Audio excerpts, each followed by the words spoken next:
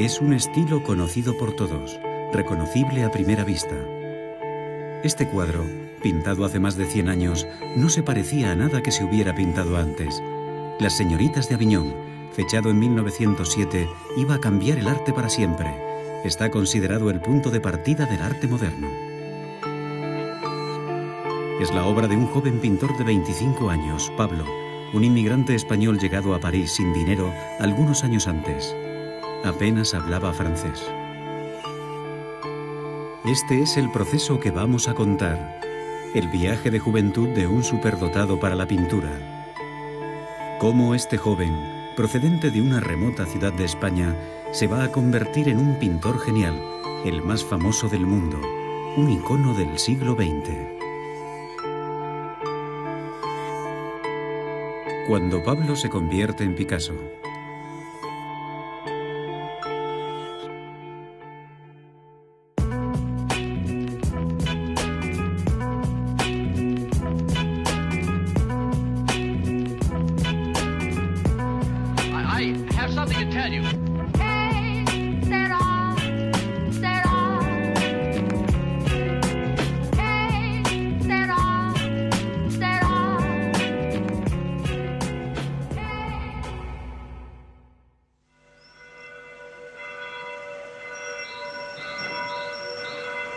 Nace el 25 de octubre de 1881 y a los 10 días es bautizado siguiendo la tradición católica en la iglesia Santiago el Mayor de Málaga.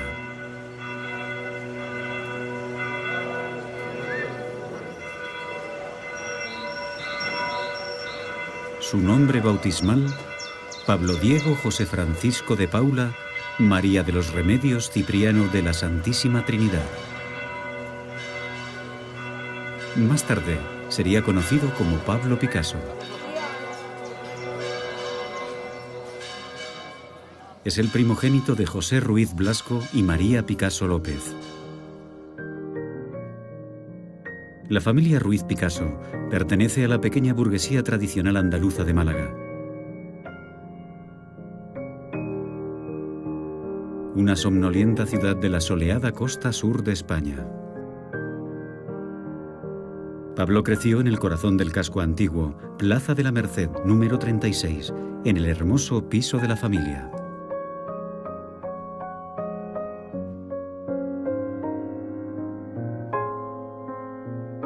Es el primogénito. Es el centro de la vida familiar desde su más tierna infancia. Es mimado por su madre y admirado por sus dos hermanas pequeñas, Lola y Concepción. Lo primero que sorprende en su entorno es su intensa mirada.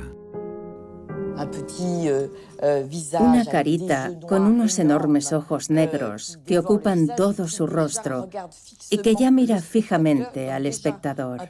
Así que es ya un pequeño hombrecito seguro de sí mismo y también un seductor que cautiva a las mujeres de su entorno. El pequeño Pablo crece marcado por la admiración que siente por su padre, don José, un pintor cuyo camino querrá seguir y a quien incluso querrá superar. Será el modelo primordial para Picasso, principalmente porque es su padre y la persona que le transmitirá su arte. El pequeño Pablo pasa el tiempo en el estudio de don José, entre los pinceles y los tubos de pintura. Durante horas, observa a su padre mientras pinta sus telas. Don José se ha especializado en un tema ciertamente peculiar, las palomas, una pintura de comedor muy apreciada por la burguesía de Málaga. Y es así, de manera natural, observando a su padre perfeccionar el plumaje de sus palomas, como Pablo empieza a dibujar. Más que para cualquier otro niño, el dibujo se convierte en la pasión de su vida.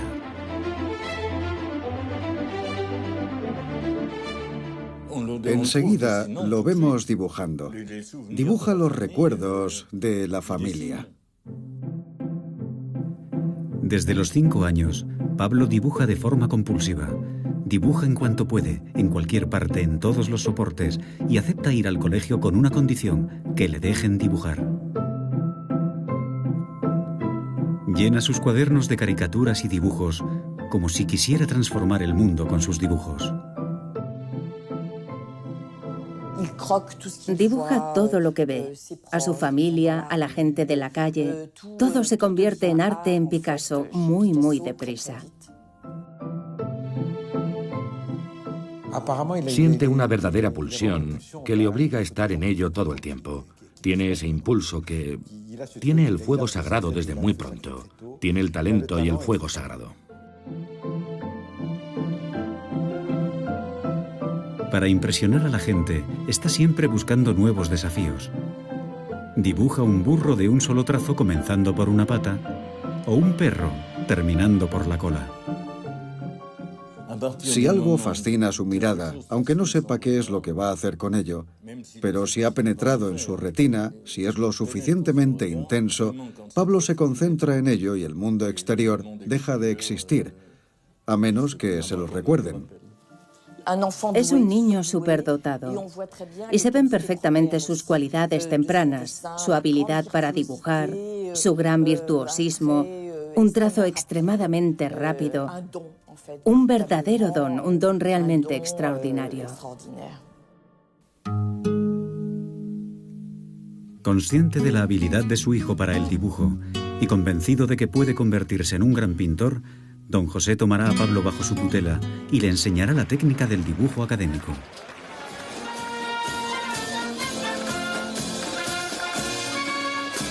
Don José es un aficionado, un fanático de los toros. Lleva regularmente a Pablo a las plazas municipales. Las corridas de toros se convertirán en un tema recurrente en sus lecciones de pintura.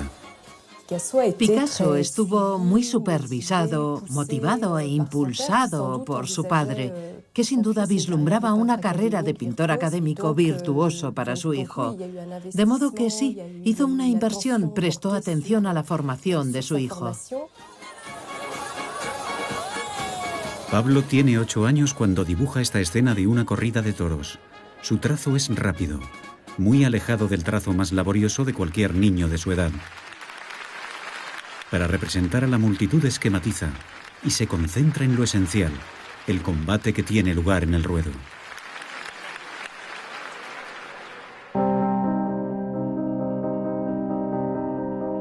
Unos meses más tarde, en el estudio de su padre, Pablo realiza su primera pintura al óleo. Tiene 8 años y medio.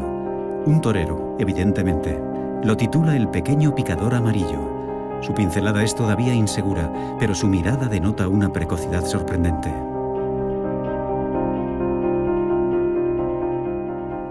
Lo sorprendente es que, siendo todavía un niño, se plantea problemas pictóricos que no se corresponden con su edad. Basta con observar la estructura, los interrogantes en los rostros, etc. Ya de niño se plantea problemas en sus pinturas que ningún niño se plantearía. Un buen profesor.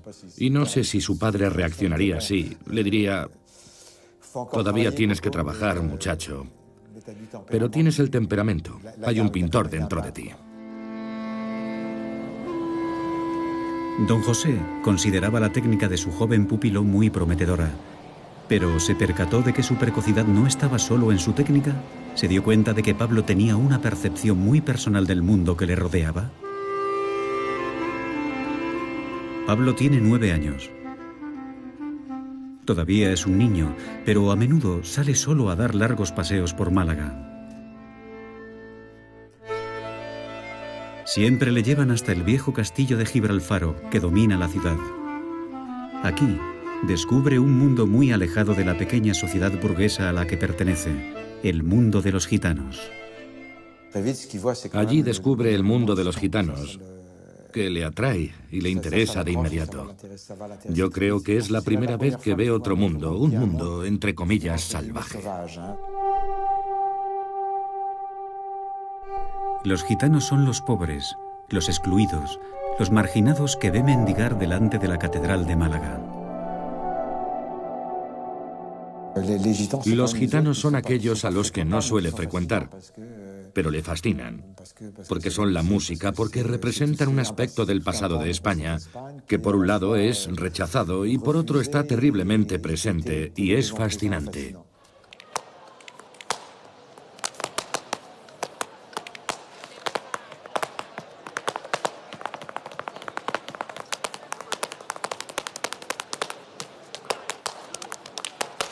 Es otro mundo, y lo veremos permanentemente en Picasso, en su vida.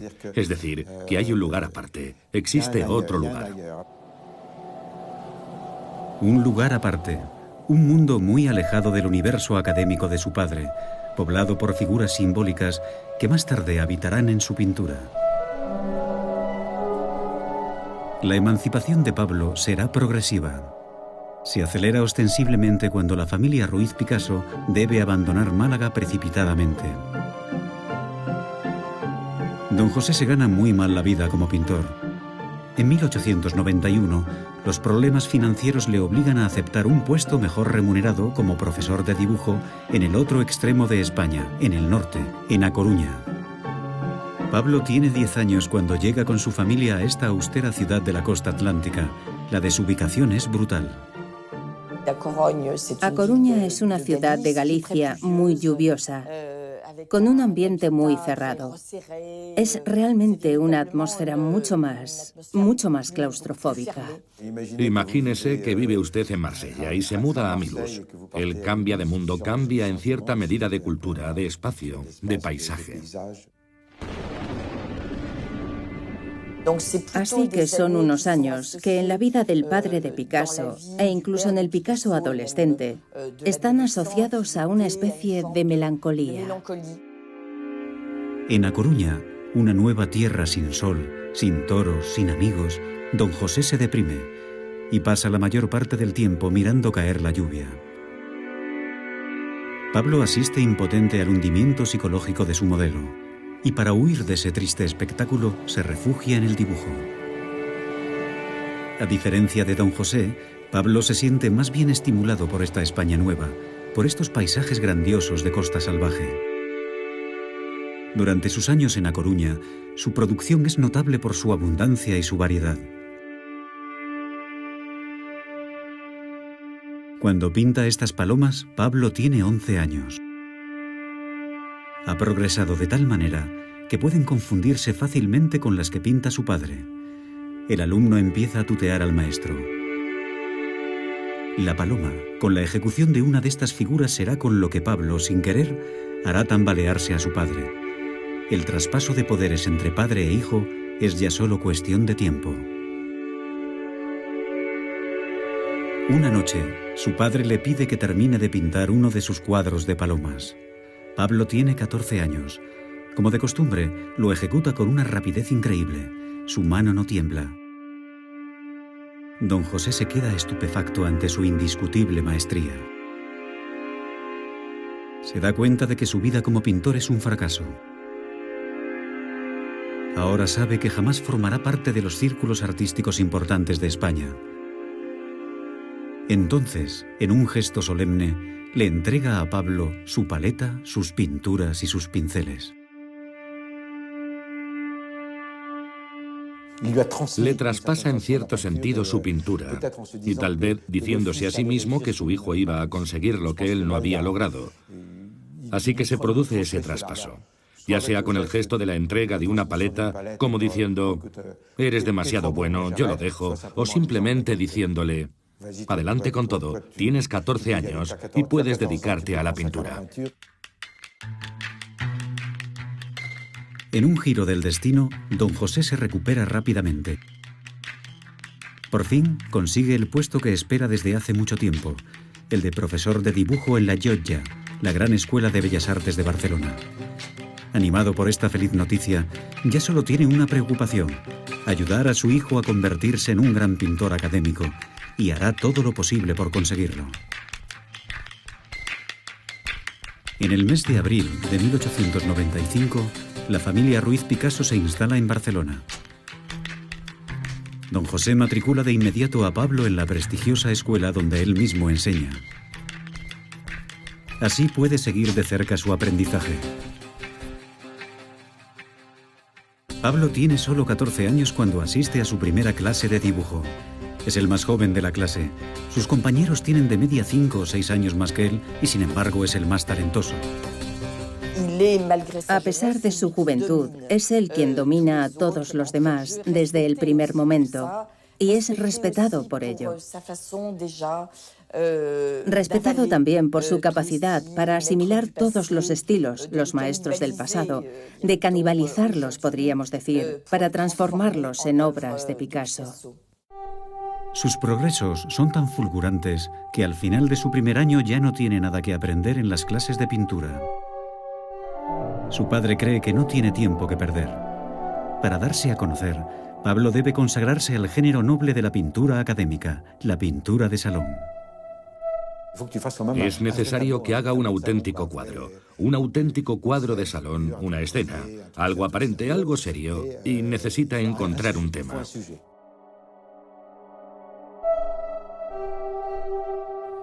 En 1896 ve la luz su primer cuadro oficial.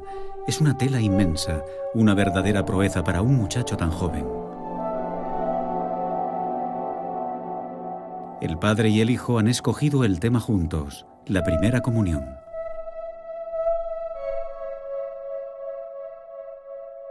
Pablo acaba de cumplir 15 años cuando firma su primera obra, Pablo Ruiz Picasso, los apellidos de su padre y de su madre.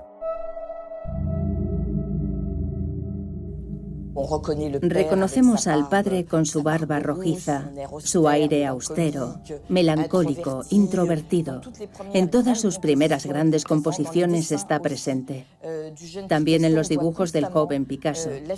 La figura del padre ha pasado de ser pintor a ser modelo de su propio hijo. Es una situación freudiana de alguna manera y un tanto ambigua. En cualquier caso, el modelo encuentra a su gusto este primer intento de pintura de salón.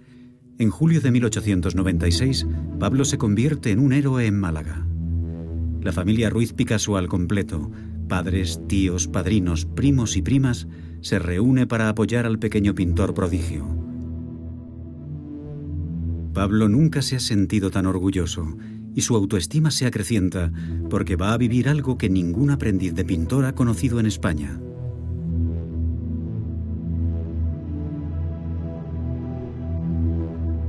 En 1897, para recompensar la extraordinaria calidad de sus trabajos académicos, recibe con solo 15 años una medalla de honor en la Exposición Nacional de Bellas Artes. Fue una hazaña porque un chaval de 15 años jamás había expuesto en ese tipo de certámenes, con ese tipo de pintura. Y lo más asombroso es que fue reconocido por los demás artistas. Los pintores académicos españoles reconocen a Pablo como uno de los suyos. Ha alcanzado un nivel que a ellos les ha costado 30 años lograr. Es un prodigio de los que solo nace uno cada siglo. Para don José, la carrera de su hijo está ya asegurada. Lo sabe hacer todo en dibujo y en pintura. Puede hacer la gran pintura religiosa. Puede hacer grandes retratos. ¿Y por qué no pintar al rey y convertirse en su Velázquez o en su Goya y tener posteriormente colgados sus cuadros en el Prado, ser el pintor de la corte? Él tiene ese talento. Pero don José está lejos de imaginar que su hijo ha pasado ya la página de la pintura académica. Con 16 años y ante la incomprensión general, Pablo abandona la senda que le ha trazado su padre para seguir su propio camino. Para un joven artista con talento, pero al mismo tiempo curioso e inteligente, parecía evidente que no iba a quedarse y a anclarse en el academicismo. Se marcha para establecer un poco de distancia con su padre, cuya influencia debe pesarle demasiado al ser un artista que necesita encontrar su propio camino. Tiene una técnica académica que ningún otro posee, y lo que ha decidido precisamente es desaprender. Y en mi opinión, eso es precisamente lo interesante de Picasso, que siempre hace ese doble movimiento, aprendizaje y desaprendizaje. Pablo, todavía adolescente, abandona el aprendizaje académico. Quiere encontrar otro estilo. Un gran artista se está gestando. Pablo tiene 18 años. Vive en Barcelona, ahora liberado de la tutela paternal pero sin dinero, ya que don José le ha retirado su asignación. Alterna con un grupo de amigos, antiguos estudiantes de Bellas Artes como él. Entre ellos, Carlas Casagemas. Es la figura romántica del grupo, su mejor amigo. Los jóvenes artistas son rebeldes. Deben renunciar a todo aquello que han aprendido y a todo lo que son esencialmente, a los valores familiares y a su educación artística. Junto a sus amigos, Pablo busca un nuevo camino para su pintura. Él es un explorador, alguien que intenta inventar un nuevo lenguaje, que siente curiosidad por todo y que ve lo que ocurre a su alrededor. Está inmerso en la vida bohemia de Barcelona, que en aquella época era apodada la ciudad de las maravillas, por su efervescencia de fin de siglo, por su cultura modernista. Barcelona, a finales del siglo XIX, es una ciudad en plena evolución intelectual y artística. Por la noche, la pequeña pandilla realiza interminables recorridos por el trepidante barrio chino, visitando los bares de moda, pero también los burdeles de la calle de Aviñón. Don José se siente apesadumbrado por el comportamiento de Pablo. Decía, mi hijo tiene el talento para hacer una buena carrera como pintor. Puede convertirse en el gran artista clásico de su generación. Y va a desperdiciar su vida sin tener un duro en la bohemia de Barcelona, donde hay algunos pintores simpáticos e interesantes, pero que andan a dos velas. En realidad, con sus nuevos amigos, Pablo está abriendo los ojos a su época y a la modernidad. La divertida pandilla suele terminar sus recorridos nocturnos en el cabaret Los Cuatro Gatos, el lugar de encuentro de la vanguardia artística barcelonesa.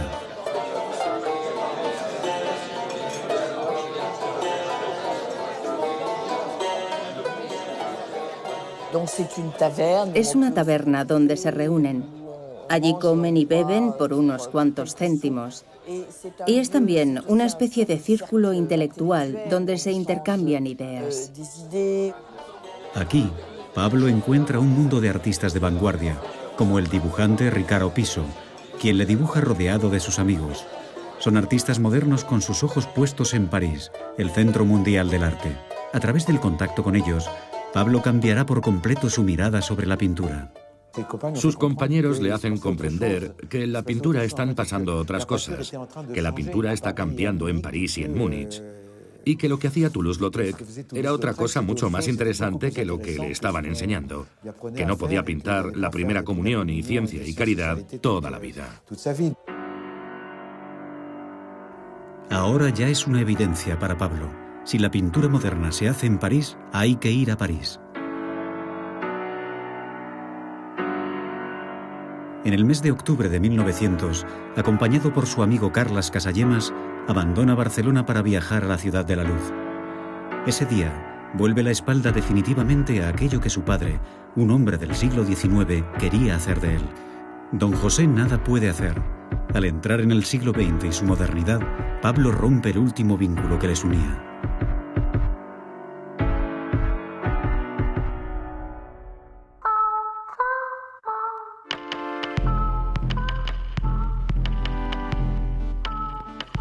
Pablo Ruiz Picasso llega a París el día que cumple 19 años. El ambiente que descubre en la capital francesa es absolutamente indescriptible. La Ciudad de la Luz está invadida por 50 millones de visitantes venidos de todo el mundo. París es una locura. Se está celebrando la Exposición Universal de 1900 y es algo difícil de imaginar hoy en día porque todo París fue reconstruido. A lo largo del Sena se ha instalado una cinta transportadora por la que se desplazan los turistas. Sus riberas han sido remodeladas con centenares de pabellones con los colores de cada país. Acaba de inaugurarse la primera línea de metro. Era como un parque de atracciones gigante. Cuando Picasso llega a la ciudad se queda alucinado. Pablo y su amigo Casagemas quedan deslumbrados. Aunque en España es un pintor reconocido, en la capital de las artes es un perfecto desconocido. No habla una sola palabra de francés y le costará mucho trabajo aprenderlo, pero no se siente intimidado, ya que ha venido aquí a empaparse de la pintura de los maestros franceses de los que tanto ha oído hablar en Barcelona. Cuando eres artista y llegas a París a finales del siglo XIX o a principios del siglo XX, es para triunfar, para ser reconocido, y porque es verdaderamente el núcleo donde se está haciendo lo mejor. Una de las grandes atracciones de esta exposición universal es el Gran Palacio. Inaugurado para la ocasión, alberga una gran exposición que repasa 100 años de arte francés. Y todos los grandes maestros están allí. Rodin, Toulouse-Lautrec, Cézanne, Renoir, Van Gogh. Se siente abrumado al contemplar esta exposición de vivos colores. Son obras maestras que él solo había visto en pobres reproducciones en blanco y negro. Aunque venera a todos estos artistas, ya solo tiene una idea en mente: medirse con ellos. Y está convencido de que él, Pablo Ruiz Picasso, puede superarlos. Es un hombre con muchas ganas de hacer, una ambición muy grande y una confianza total en sí mismo y en lo que quiere hacer. Una ambición desbordante de convertirse en el artista más grande de todos los tiempos. Con su asombrosa memoria visual, su virtuosismo también extraordinario y su habilidad para absorber todos los estilos, aquello significará una lección fantástica. Y ya sabemos el efecto que tuvo, porque muy pronto en su carrera, su trabajo tanto pictórico como escultórico sufrirá una transformación. Para conquistar París, Pablo eligió la zona donde debía vivir, Montmartre. Es el lugar de encuentro de pintores y de la bohemia artística. Con su amigo Casagemas, se instala en el número 49 de la calle Gabriel, en un estudio, donde se unen a una pequeña comunidad de pintores catalanes que están sin blanca. Apenas recién llegado, Pablo llama la atención de Pere Magnac. Es el marchante de arte que se encarga de vender la producción de los artistas catalanes de Montmartre. Magnac se percata enseguida de la maestría que denota la pintura de Pablo. Piensa que puede venderla con facilidad. Con un sueldo de 150 francos al mes, el salario de un obrero, Pablo debía proporcionarle cuadros a demanda. Un golpe de suerte inesperado para el joven y ambicioso pintor que nada más desembarcar en la capital puede ya vivir de su arte. Pablo puede ahora embriagarse del gran espíritu de fiesta y libertinaje que reina en la capital. Con su amigo Casagemas pasa las veladas en los cafés y los cabarets del Boulevard Clichy o en el Moulin de la Galette en la colina de Montmartre. En este ambiente de fiesta conoce a las chicas de Montmartre, mujeres fáciles, muy liberadas, bailarinas, camareras, a veces modelos, pero a menudo amantes de los artistas bohemios. No sabe nada ni del amor ni de las mujeres. Y sobre todo, nunca ha visto besarse a nadie en la calle. Le parece una locura poder tener una amante con tanta facilidad, que la vida sea tan fácil, que no sea cara. Él vivirá de la pintura en una especie de orgía ideal. Pablo y Casagemas no tienen aún 20 años cuando se lanzan precipitadamente, sin evaluar los riesgos, a esta vida de placeres donde todo parece posible. Casagemas da rienda suelta a una pasión violenta por la bella Germaine Gargallo. Se trata de una lavandera que además posa para los pintores del barrio. El joven artista romántico dibuja amorosamente a la musa que ocupa todos sus pensamientos, pero la joven pareja se desgarra. Las peleas se convierten en un acontecimiento cotidiano y Pablo ve cómo su amigo se hunde gradualmente en la bebida.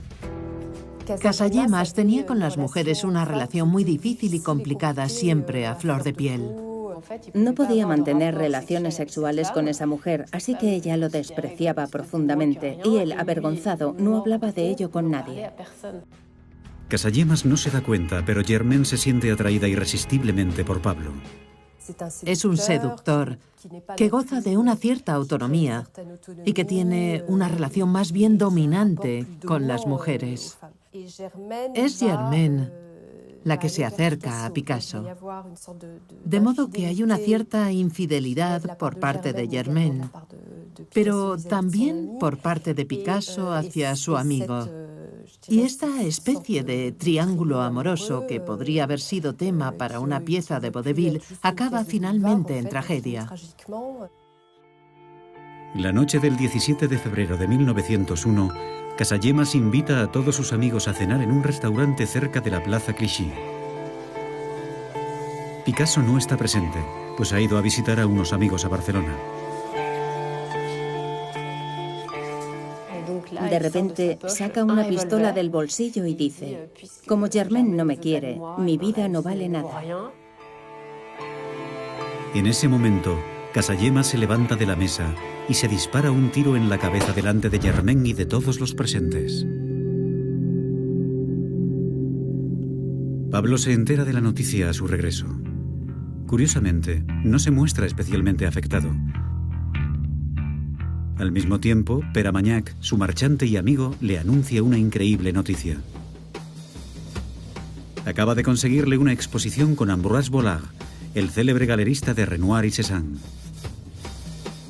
Pablo no está preparado para un evento de tal importancia, así que se lanza a tumba abierta a trabajar. En solo un mes entregará alrededor de 60 lienzos. Tenemos la mayoría de esos lienzos fuertemente inspirados en Toulouse-Lautrec, que no tienen una gran originalidad y que Pablo realiza casi en serie. El 25 de junio de 1901, la Galería Ambroise Vollard, situada en la calle Lafitte, en el distrito 9 de París, celebra la primera exposición de Pablo Picasso, un joven artista español de 19 años aún desconocido para el público. El autorretrato del joven pintor recibe orgulloso a los visitantes. La pintura de Pablo ha cambiado por completo. Se ha convertido en un arte luminoso, deslumbrante en su factura y con múltiples influencias. Toulouse-Lautrec, pero también Van Gogh. El autorretrato se titula Moi Picasso, Yo Picasso. Ese día, Ruiz, el apellido de su padre, desaparece para siempre de sus cuadros. A partir de ahora, Picasso será su nombre artístico. Firma Picasso, el apellido de su madre, y es al mismo tiempo una evasión. La conciencia de su propia personalidad. Yo Picasso. Dice mucho sobre una suerte de ego triunfante. Se dirige hacia nosotros, hacia el espectador, en una postura desafiante, como diciendo: yo, Picasso, sé lo bueno que soy. Es un puñetazo en toda regla. Es un puñetazo a través de la pintura. La exposición constituye un éxito y será objeto de algunos artículos de prensa muy elogiosos en los que Pablo recibe el apelativo de El Pequeño Goya. El joven pintor se siente orgulloso de su entrada triunfal en la escena parisiense y posa altivo en esta fotografía, ataviado con terno de terciopelo y corbatón, rodeado de su pequeña corte. Nunca se ha mostrado tan triunfante y seguro de sí mismo, y sin embargo, esa máscara caerá muy pronto.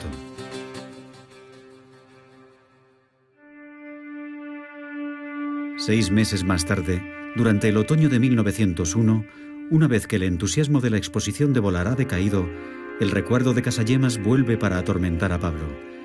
La imagen de su amigo muerto le persigue y adquiere una dimensión que roza lo obsesivo. De repente, la imagen de su amigo muerto resurge y comienza a pintarlo. Pablo acaba de cumplir 20 años. Pinta a su amigo en su lecho de muerte, con el impacto de la bala en la sien. Se trata, sin duda, de una de las obras más personales e inclasificables. Pablo Picasso guardará para sí la pintura y no revelará su existencia hasta 50 años después.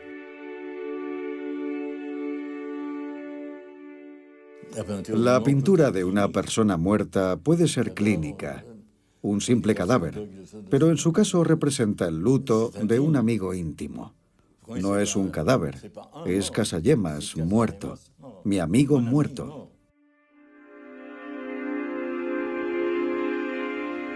Pablo se siente carcomido por la culpa y rompe definitivamente con Germaine.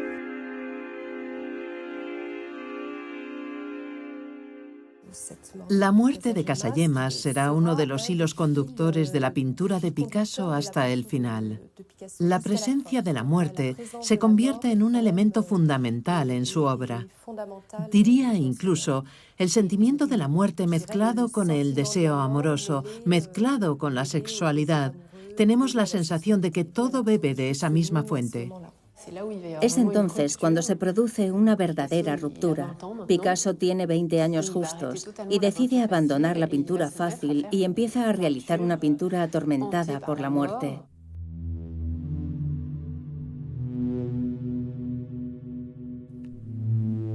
Los fuegos de artificio con los colores se han acabado. La pintura de Pablo se vuelve azul, solo azul.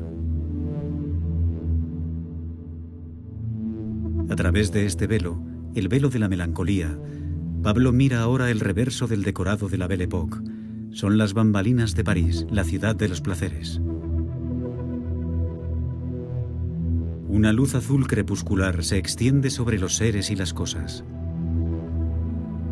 sobre las calles sinuosas y sobre las fachadas desconchadas de las casas grises. Para Pablo, la pintura ya no puede quedarse en lo pintoresco o lo anecdótico, sino que debe buscar la verdad de la naturaleza humana. A partir de ahora la pintura se centra en los rostros de los miserables, de los mendigos, de esas personas desamparadas cuyo futuro parece desprovisto de toda esperanza. Es un periodo anticomercial en el que Picasso se encierra durante más de 3 años sin conseguir vender prácticamente su obra, apenas unos pocos lienzos. Pere Magnac, su marchante, está desconcertado por la evolución de su protegido. Esa monocromía azul le horroriza. Incluso sus amigos catalanes observan con preocupación cómo se obstina en esa pintura sombría e invendible.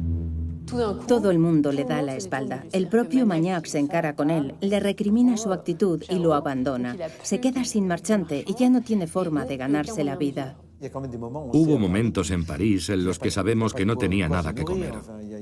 Hay una anécdota que cuenta que en cierto momento fue a robar un pedazo de pan en el estudio de un amigo. Llevó una vida bohemia muy dura. Creo que pasó por un periodo de incertidumbre muy difícil, en el que se plantea regresar de vez en cuando a Barcelona para ser alimentado por su familia. Se preguntaba, ¿debo seguir en París o qué debo hacer? A los 21 años, sin recursos, Pablo, completamente hundido, se ve obligado a regresar a Barcelona para vivir cerca de su familia. Es la admisión del fracaso. Don José considera que su hijo lleva una vida de vagabundo e inútil y que no tiene ninguna posibilidad de ganarse la vida con la pintura que hace. Pablo se encuentra perdido. Trata de encontrarse a sí mismo y su arte. Entre los 20 y los 24 es algo normal. Muchos artistas, incluso los grandes, todavía lo hacen entre los 40 y los 45.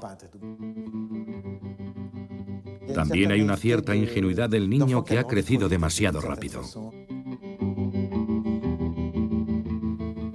Pablo reflexiona sobre su propio ser, sobre el sentido de su existencia. Y es, una vez más, en una gran pintura donde encontrará la respuesta a sus preguntas. En 1903, en un pequeño estudio que alquila en Barcelona, Pablo pinta La vida. Tiene 22 años. En esta composición alegórica y muy moral, Pablo regresa a la tragedia que tanto le ha conmocionado. Sitúa a Germain en brazos de Casagemas y frente a ellos representa al niño que podrían haber tenido juntos. Es una especie de transfiguración de lo que podría haber sido, es decir, la proyección de una pareja con un hijo.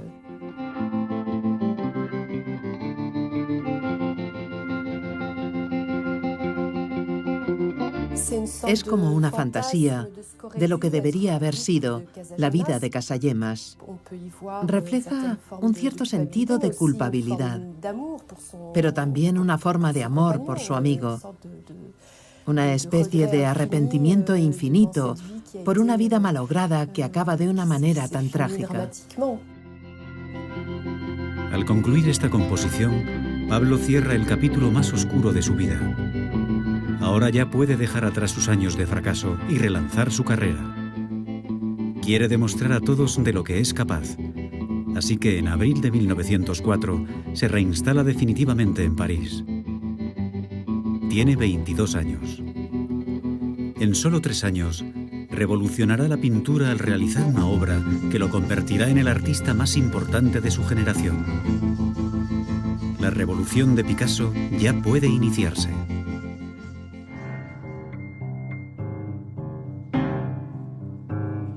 Pablo Picasso se instala en el corazón de Montmartre, en una casa que es una verdadera institución artística, el Bateau Lavoir.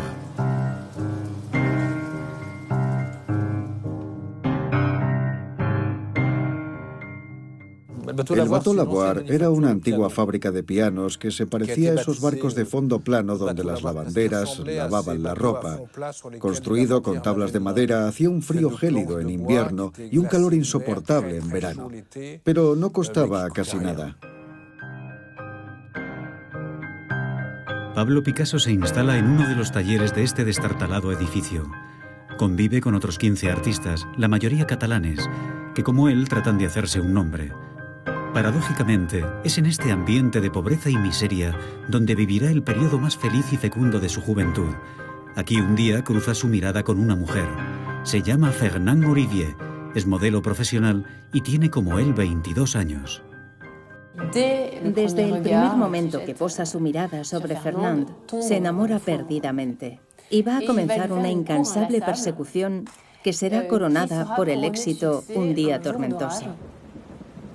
Esa noche, Fernande corre a toda prisa para refugiarse en el Bateau Lavoir. Pablo está allí, esperándola al otro lado de la puerta. Está completamente empapada y él le ofrece visitar su estudio y una vez allí se queda atónita. Fernande está acostumbrada a los estudios de artistas, pero nunca ha visto uno semejante al de Pablo. Era un desastre, un auténtico vertedero. Había una estufa, lienzos tirados por todas partes en el suelo.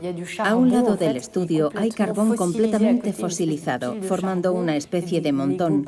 Hay cigarrillos por el suelo, trozos de periódico, latas de sardinas, es decir, un ambiente muy poco limpio. En este caos increíble, Fernande pasará varios años con Pablo. Junto a ella, su pintura se transforma y los colores cálidos regresan a sus lienzos. Alrededor de la joven pareja bohemia se forma un círculo de amigos. Entre ellos, el poeta Mas Jacob, uno de los personajes de Montmartre. Enseña francés a Pablo, haciéndole leer la poesía de Paul Verlaine. El poeta y crítico de arte Guillaume Apollinaire, apoyo infatigable de Picasso, también le visita con frecuencia en su estudio. Había al mismo tiempo un caudal de amistad y un caudal artístico. Era un caldo de cultivo fantástico. La fuerza de todos ellos es que son conscientes de que son grandes genios. Saben que van a revolucionar el mundo. Eso les permite aceptar la miseria cotidiana en la que viven.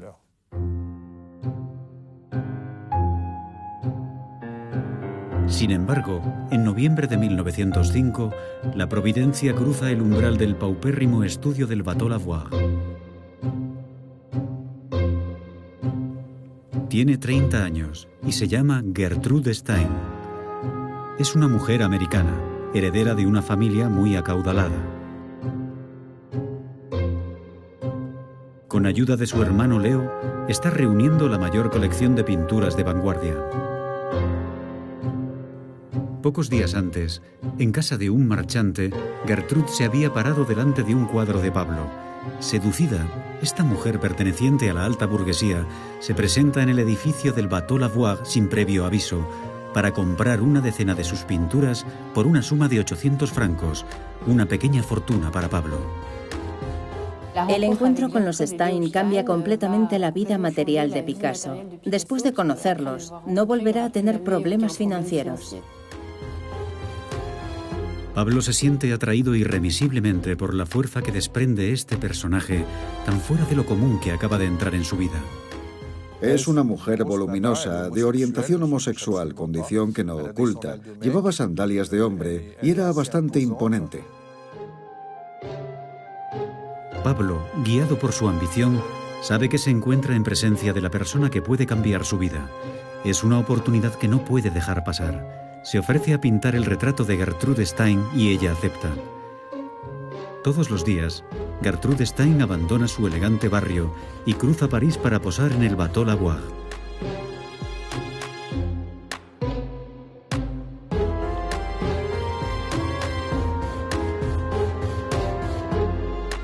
Por primera vez en su vida, se siente desconcertado por su modelo.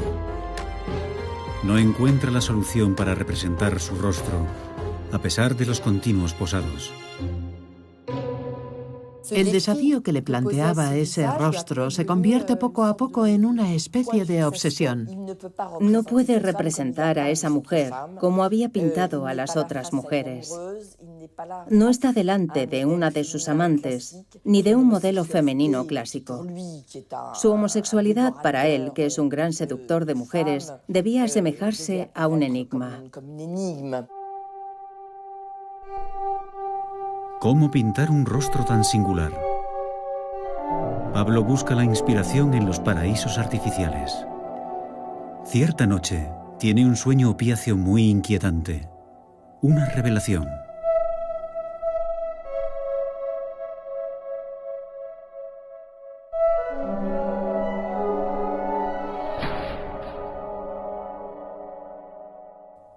Picasso exclama: «Estoy acabado, la fotografía ha sido inventada». Pero ese hecho marca precisamente el comienzo de una profunda reflexión que se hacen todos los artistas contemporáneos de la época. La fotografía pinta el detalle, de modo que el artista ya no necesita pintar ni el detalle ni lo que es más importante, el instante.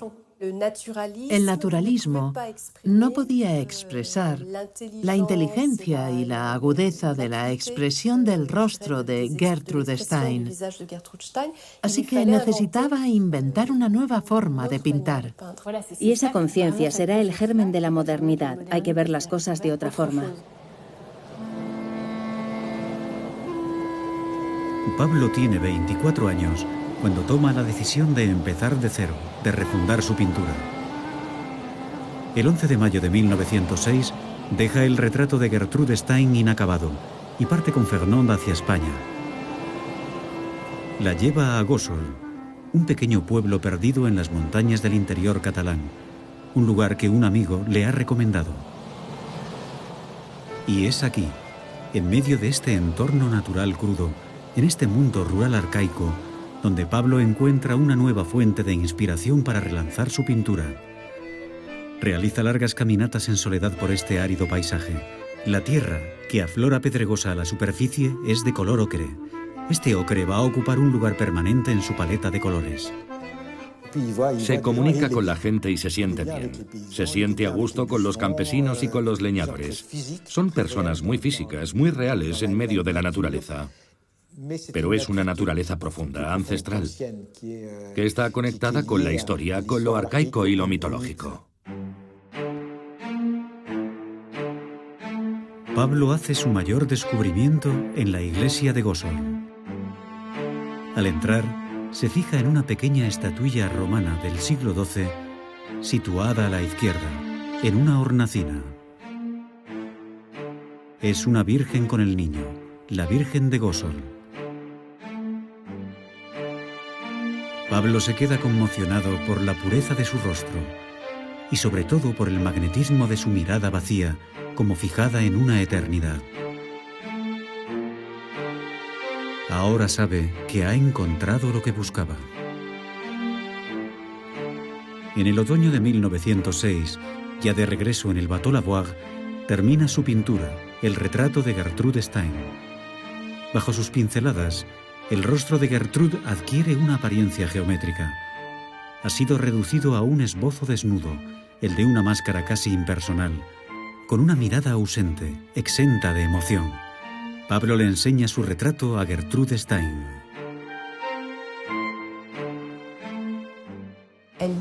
Ella le dice: «Este retrato no se parece mucho a mí».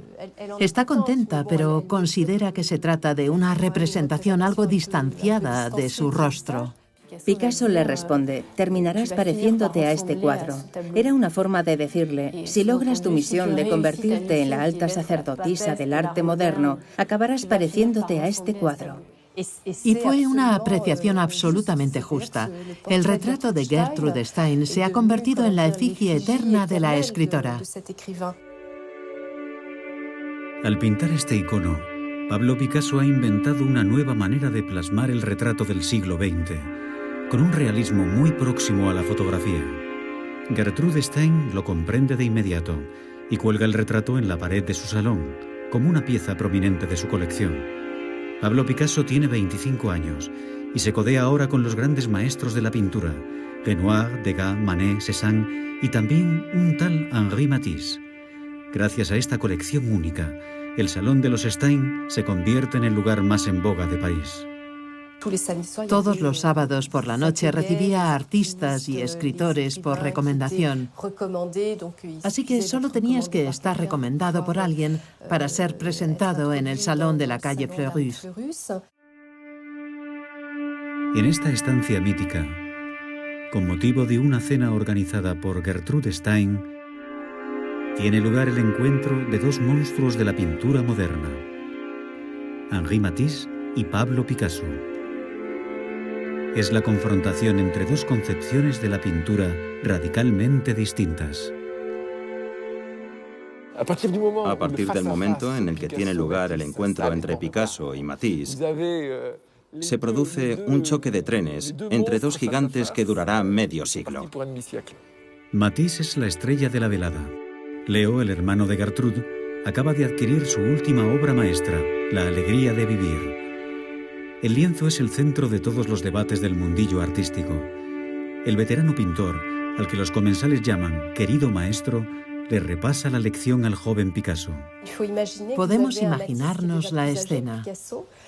Matisse es un hombre mayor que Picasso y maneja el lenguaje con mucha destreza. Es un pensador, un intelectual de la pintura, y junto a Leo Stein abruman a Picasso con sus conocimientos sobre la teoría de la pintura.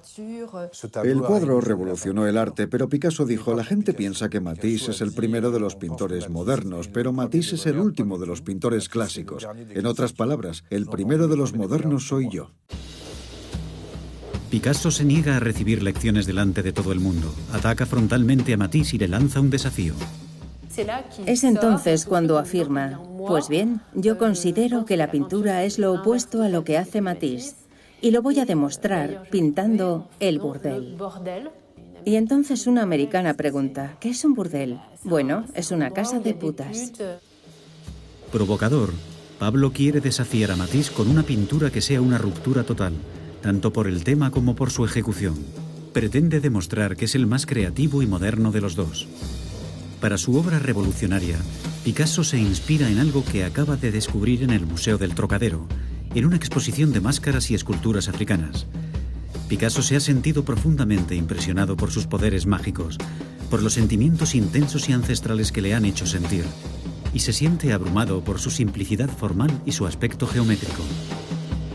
Se encierra en su estudio durante meses para producir su obra monumental que aplastará La alegría de vivir de Matisse. Dedica a ella toda su energía, prohibiendo a todo el mundo la entrada en su estudio. Y he aquí la obra, El burdel de Avignon, en recuerdo de sus años de libertinaje. Esta pintura, que posteriormente será rebautizada como Las señoritas de Avignon, se considera hoy como el punto de partida del arte moderno.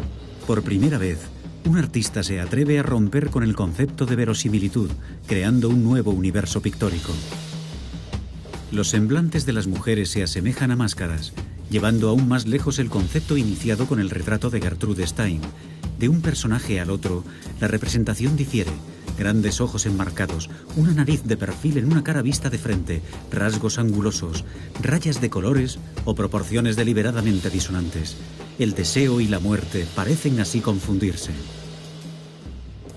La pintura causa un escándalo. Matisse la detesta, pero Picasso ha abierto el camino para el movimiento artístico más importante del siglo XX, el cubismo. Pronto los coleccionistas se pelearán por hacerse con sus obras maestras. Su padre muere unos años más tarde, en 1913, justo antes de que su hijo haga fortuna con sus pinceles y se convierta en el artista más famoso del siglo XX.